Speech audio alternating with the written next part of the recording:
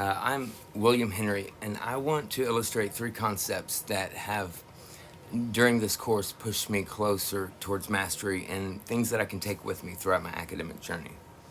The first one is writing at a graduate level.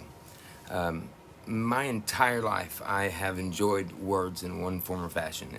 I love to read. I love to see other people even read aloud. But the issue that I've always had is I like to get too wordy, be able to speak conversationally, um, as most people do. It's easy to do that, especially in the days that we have like now with Facebook and social media, where we are just writing as we're talking. Academic level of writing, it's important to be concise. That directly addresses one of my major issues is that I like to overword things. Um, with the link that I have on the screen, it says to write to express, not to impress. And so I try to think that through when I'm writing academically, and it's a very good resource as well. This next source, it also gives an extremely useful link to three full-length publications, which is actually their uh, annotated sources. So by following through with that research there, I was able to see more information about being concise.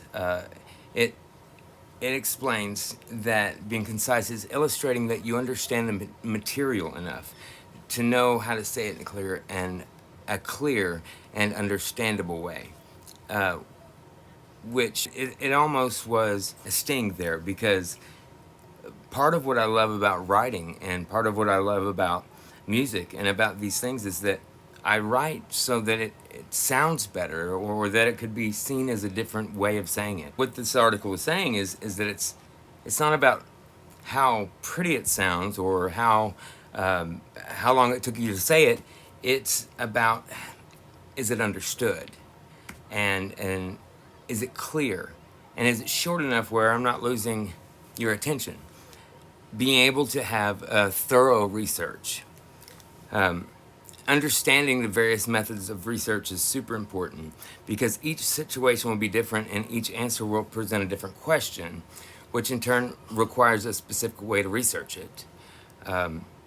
Margot Chase explains in her video series on LinkedIn, being informed and being able to explain and present brings the client a new level of comfort, and brings them confidence in your work, but not only your work that's coming, but what you haven't shown them yet. It makes them feel like that you will be capable. I understand that it's more than just researching the project itself. Prior to that, researching the client is utmost important, because if you understand the client, it better equips you to understand what exactly they're asking of you. But it also provides you the ability to synthesize that information with the research regarding the market and to find out where those two meet. And understanding and researching the stakeholders make it possible, and it elevates the quality of your production. To critique another person, because I don't really want to hurt their feelings. And that viewpoint would really make me biased depending on how I know that person. And to have an unbiased viewpoint, AIGA Baltimore, and if you push it through to the art of design critique, they explain it in a really good way. The easiest and most straightforward way that I can understand this concept is that a professional critique allows an opportunity for you to improve yourself in ways that you might not get from people who are biased. That being said, to critique a fellow professional not only helps them find ways to refine their work that they do, but also it teaches you as well to critically view the same type of work that you're doing. It allows a different way to see it, and in turn, you can use it as a mirror and learn from that, and turn it around and improve your own work as well.